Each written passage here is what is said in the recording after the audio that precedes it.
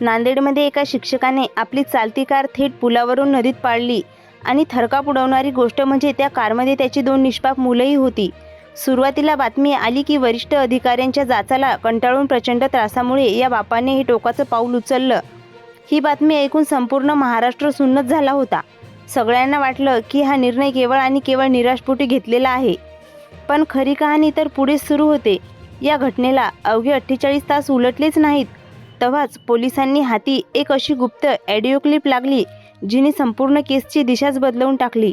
या गोपनीय रेकॉर्डिंगमध्ये तो शिक्षक आपल्या एका जवळच्या मित्राशी बोलत होता. तर ही क्लिप समोर आल्यानंतर सगळीकडे एकच खळबळ उडाली. लोकांचे तर्कवितर्क सुरूच होते की तेवढ्यात तासातून एक असा भयंकर आणि काळजाचा ठोका चुकवणारा खुलासा समोर आला, ज्याने महाराष्ट्राला दुसरा आणि सर्वात मोठा धक्काच दिला. कार पुलावरून नदीत कोसळण्यापूर्वी त्या वडिलांनी आपल्या पोटच्या मुलांसोबत असं काही केलं होतं जे ऐकून पोलीस यंत्रणेचं संपूर्ण महाराष्ट्र सदरून गेला होता. आधी जी परिस्थिती दिसत होती ती तशी नव्हती. पडद्यामागे काहीतरी भयंकरच शिजत होतं. आता प्रश्न पडतो की त्या रेकॉर्डिंग क्लिपमध्ये असं काय होतं आणि नदीत कार कोसळण्यापूर्वी त्या 2 निष्पाप मुलांसोबत नेमकं काय घडलं होतं. सुरुवातीला संपूर्ण महाराष्ट्र या शिक्षकाच्या बाजूने हळहळत होता. प्रत्येकाला त्याची दया येत होती. पण जेव्हा त्याने आपल्याच पोटच्या मुलांसोबत केलेलं तो भयानक कृत्य जगासमोर आलं, तेव्हा मात्र ऐकणाऱ्याच्या प्रत्येकाच्या पायाखालची जमीनच सरकली. नेमकं काय घडलं होतं त्या कारच्या आत? कार नदीत कोसळण्यापूर्वी त्या शिक्षक वडिलांनी आपल्या मुलांसोबत असं काय केलं होतं ज्यामुळे आज संपूर्ण समाज चक्रावून गेलाय? काय आहे यामागचं सत्य?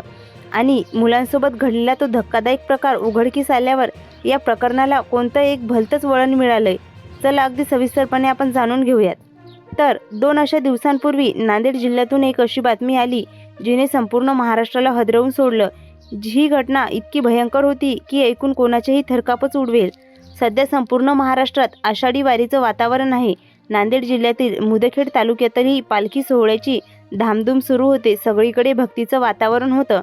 अशातच एका शासकीय शाळेतील नोकरीला असलेला हा शिक्षक नेहमीप्रमाणे आपल्या 2 मुलांसोबत घेऊन घरातून बाहेर पडतो.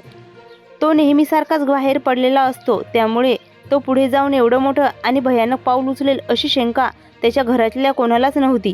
पण देवाने मनात काहीतरी नसेल, कोणालाच कल्पना नव्हती की पुढे काय करून वाढून ठेवलेलं आहे त्यांच्या. आता अखेर त्याने गाडी थेट नदीत कोसळवली. पण आज जे सत्य समोर आलंय त्याने संपूर्ण महाराष्ट्राचा थरकापच उडालाय. ज्या दिवशी सकाळपासूनच आजूबाजूच्या लोकांना आणि त्यांच्या सहकाऱ्यांना या शिक्षकाची हालचाल काहीशी वेगळीच वाटली आणि संशयास्पद वाटत होती, तो गाडी चालवत असताना फोनवर कोणाशी तरी प्रचंड गंभीर भाषेत बोलत होता. रस्त्यावर नेहमीसारखीच थोडीफार वर्दळ होती. सगळं काही सुरळीतच होतं आणि अचानक जे घडले त्याने काळजाचा ठोकाच चुकवला. मुदखेड परिसरातील गोदावरी नदीच्या मोठ्या पुलावरून एक कार प्रचंड वेगाने जात होती. अचानक त्या कारने आपली दिशा बदलवली आणि थेट पुलाच्या कडेला ओलांडून ती कार नदीपात्राच्या दिशेने झेपावली. एक भयानक आवाज आला की कार थेट 50 फूट गोदावरी नदीच्या अथांग आणि खोल पात्रात कोसळली. हा थरार पाहून आजूबाजूचे लोक जीवांच्या आकांताने पुलाच्या टोकावर धावत सुटले. पण पाण्याचा प्रवाह इतका प्रचंड होता की नदी इतकी खोल होती की अवघ्या काही सेकंदात ती कार पाण्याच्या आत गायब झाली, दिसेनाशी झाली. कार नदीत कोसळलेली पाहून सुरुवातीला लोकांना वाटलं की चालकाचं गाडीवरचं नियंत्रण सुटलं असेल किंवा काहीतरी दुर्दैवी अपघात असावा. पण या घटनेला बरोबर 48 तास पूर्ण झाल्यानंतर पोलिसांनी जेव्हा या प्रकरणाचा तपास सुरू केला, तेव्हा समोर आलेल्या पहिल्याच खुलाशानं पोलिसांची आणि संपूर्ण महाराष्ट्राची झोपच उडवून दिली. आता प्रश्न हाच येतो की मग काय होतं ते सत्य? त्या शिक्षक बापाने आपल्याच पोटच्या मुलांसोबत नेमकं काय केलं होतं? सुरुवातीला लोक म्हणत होते जर अधिकाऱ्यांचा त्रास होता तर त्याने स्वतःचा जीव द्यायचा ना, त्या निष्पाप मुलांसोबत का घेऊन गेला? पण आता जे सत्य समोर आलं ते ऐकून प्रत्येकाच्या तळपायाची आगच मस्तकात गेली. सत्य असं घडलं होतं की कार नदीत कोसळण्यापूर्वी माहिती मिळताच स्थानिक प्रशासन आणि पोलिसांचं पथक तातडीने घटनास्थळी दाखल झालं. गोदावरी नदीचं ते 50 फूट खोल पात्र, पाण्याचा वेगवान प्रवाह, अशा परिस्थितीत त्या कारचा शोध घेणं म्हणजे समुद्रात सुई शोधण्यासारखंच होतं.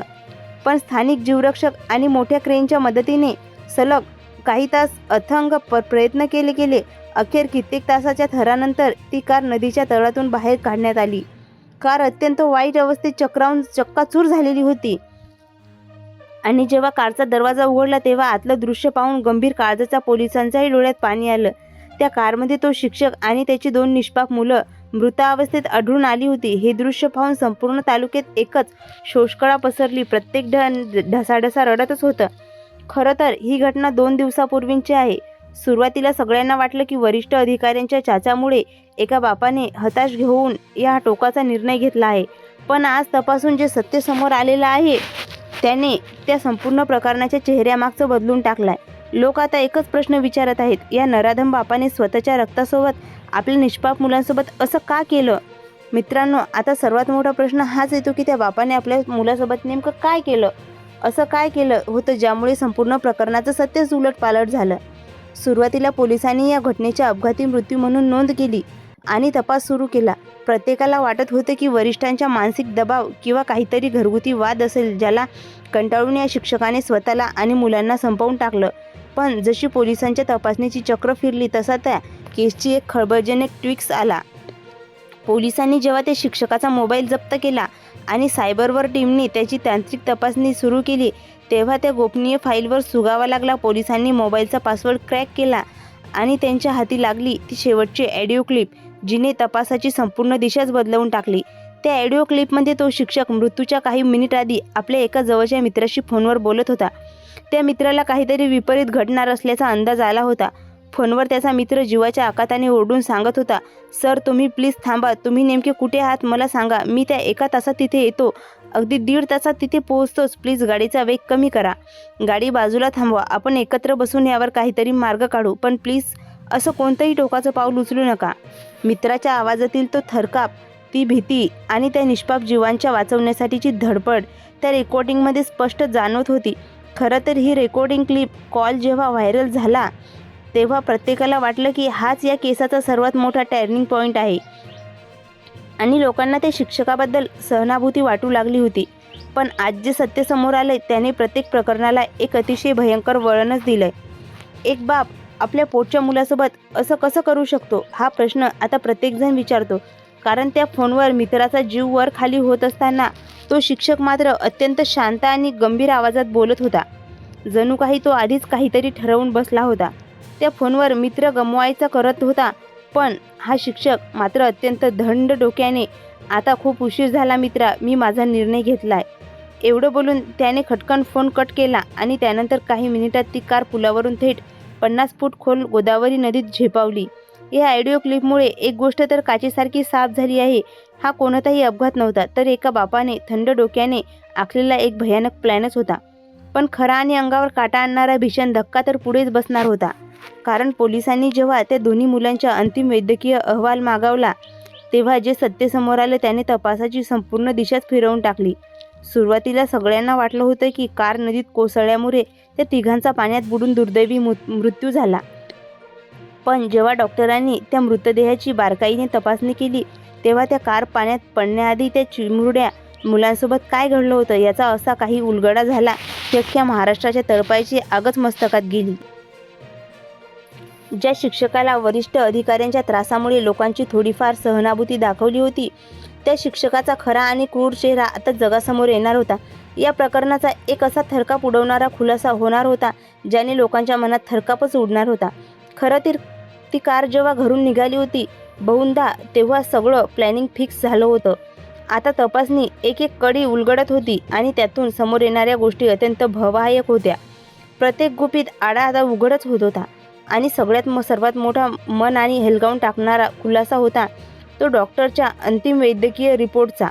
जेव्हा ती चक्काचूर झालेली कार नदीबाहेर काढण्यात आली तेव्हा त्यातून तिघांचेही मृतदेह बाहेर काढले. डॉक्टरांनी जेव्हा त्यांची वेगवेगळी आणि अतिशय बारकाईने तपासणी केली तेव्हा धक्कादायक बाब समोर आली. त्या निष्पाप मुलांचा मृत्यू पाण्यात बुडून झालाच नव्हता. तुम्ही बरोबर ऐकताय, कार 50 फूट खोल नदीत कोसळण्यापूर्वीच त्या कारचा बंद दरवाजा काहीतरी अत्यंत भयानक घडलं होतं.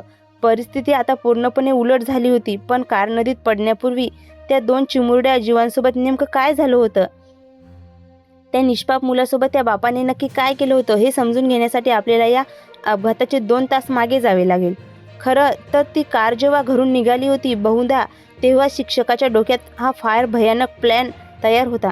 त्याने रस्त्यात गाडी चालवताना आपल्या जिवलग मित्राला फोन केला होता. त्या रेकॉर्डिंगमध्ये तो आपल्या मित्राचे आभार मानताच म्हणत होता तू माझ्या पाठीमागे नेहमी वाघासारखा उभा राहिलास. मित्राशी इतकं चांगलं बोलणाऱ्या या बापाच्या डोक्यात त्याच वेळी आपल्या पोटच्या मुलांबद्दल इतकं भयानक विचार सुरू होतं की याची कोणी कल्पनाही करू शकत नाही. तो गाडी घेऊन पुढे निघाला. कार नदीत कोसळण्यापूर्वी त्याने काही किलोमीटर आधी एका निर्जन ठिकाणी गाडी बाजूला थांबवली. गाडी थांबवून त्याने आपल्या डोक्यातल्या क्रूर प्लॅनचं अंतिम रूप दिलं. त्या दिवशी त्या बापाच्या मनात दया, मया किंवा भीती यापैकी काहीही कस उरलेलं नव्हतं. देव जाणे. आणि अखेर तो काळीच पेटवून टाकणारा वैद्यकीय अहवाल समोरच आला. डॉक्टरांच्या अंतिम रिपोर्ट्समध्ये जी धक्कादायक बाब समोर आली तिने स्वतः पोलीस अधिकाऱ्यांच्या पायाखालची जमीनच सरकवली. त्या दोन्ही चिमुरड्याचा मुलांचा मृत्यू पाण्यात बुडून झालाच नव्हता, तर कार पुलावरून नदीत कोसळण्याच्या आधी काही किलोमीटर तास आधीच त्या बापाने गाडी थांबवून स्वतःच्या हाताने आपल्या निष्पाप मुलांचा गळा आवळून गेम वाजवला होता. आधी त्या क्रूर बापाने आपल्या पोटच्या मुलांचा जीव घेतला आणि नंतर लोकांची दिशाभूल करण्यासाठी तो दोन्ही मृतदेह कारमध्ये ठेवून ती कार स्वतःसह 50 फूट खोल गोदावरी नदीत झोकवून दिली. एका बापाने स्वतःच्या रक्तासोबत केलेलं हे भयानक कृत्य ऐकून आज संपूर्ण नांदेड जिल्हा सुन्नत झालाय. आता या प्रकरणातील शेवटची आणि सर्वात महत्त्वाची कडी उरली, ती म्हणजे या बापाने असं क्रूर पाऊल का उचललं. वरिष्ठांच्या त्रासाची बाजू तर समोरच आली, पण आता पोलीस या प्रकरणाकडे एका वेगळ्याच कर्णातून पाहत आहेत. प्राथमिक तासानंतर या शिक्षणाच्या कौटुंबिक जीवनात काही तीव्र वाद आले होते की प्रचंड मानसिक तणावामुळे हे घडलं होतं. असाही एक संशय व्यक्त केला जात होता की मुलांचा ताबा स्वतःकडे ठेवण्याच्या नादातून किंवा कौटुंबिक सुडांच्या भावनेतून या बापाने हे टोकाचं पाऊल उचललं असावं. घरगुती वादातून हे भयानक हत्याकांड असल्याचा संशय आता बळावला असून पोलिसांनी प्रशासन या दिशेने कसून तपासणी करत आहेत. पण वरिष्ठ अधिकाऱ्यांचा त्रास असो वा घरगुती वाद, त्या निष्पाप चिमुरड्या मुलांचा यामध्ये काय दोष होता. एका बापाने आपल्याच मुलांचा जीव घेणं कितपत योग्य आहे, यात संपूर्ण घटनेवर तुमचं काय मत आहे कमेंट करून नक्की कळवा. तशाच ताज्या आणि सविस्तर घडामोडीसाठी जर तुम्ही आपल्या OMT इन्फॉर्मेशन टिक चॅनलवर नवीन असाल तर आता चॅनलला सबस्क्राईब नक्की करा.